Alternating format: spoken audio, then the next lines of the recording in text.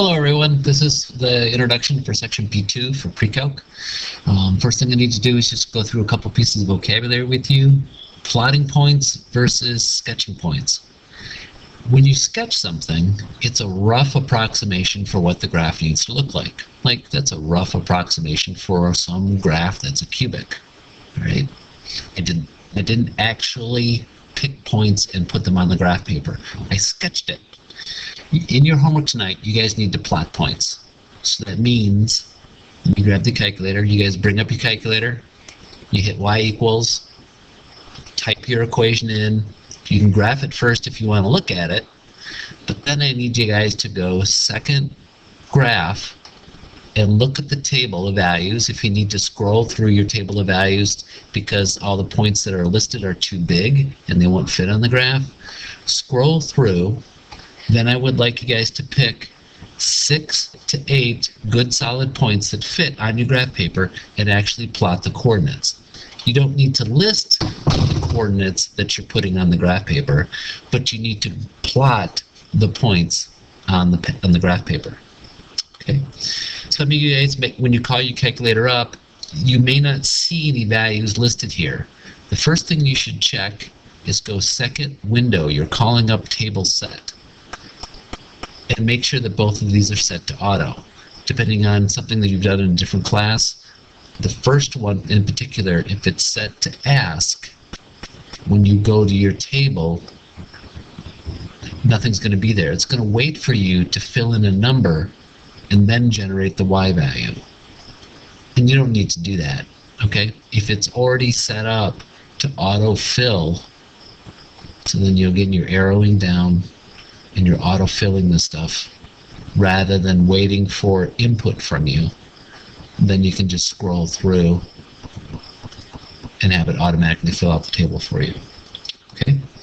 You guys may need a reminder on where to locate the absolute value and square root. So I'm going to go to y equals as if I'm going to type an equation in.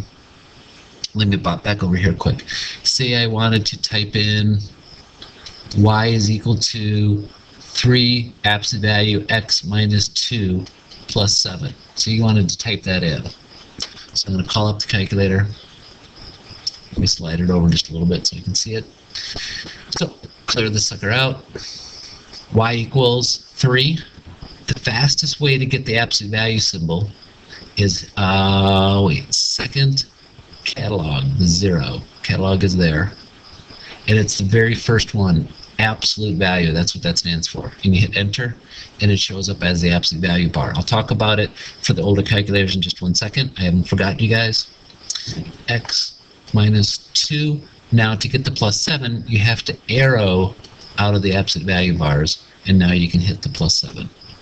Okay? Then you would graph it, you look at it, you go to your table, you plot the points, so on and so forth. Okay? So again, you'd go second, graph, look at the table of values, plot 6 to 8 good points. Okay? If I needed to do that with the square root, so I'm going to clear this thing out. So if I wanted to type y is equal to 3 square root x minus 2. Oh, let me back up. I didn't tell you guys. On the older calculators, when you hit that ABS, so 3, actually the letters ABS will show up on your parenthesis with the, show up on your screen, followed by a parenthesis. Then you put in the x minus 2 plus 7. Okay.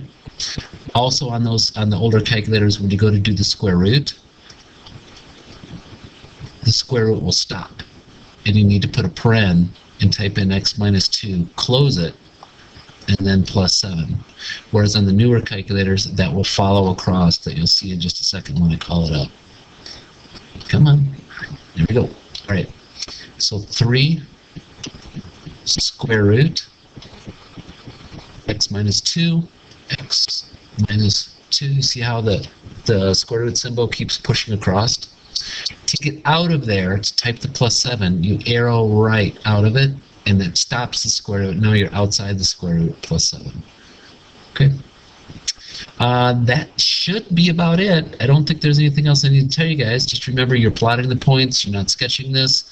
Yeah, so hope that's it. If you guys have any questions, I guess I'll see you next week. Thanks much. Bye-bye.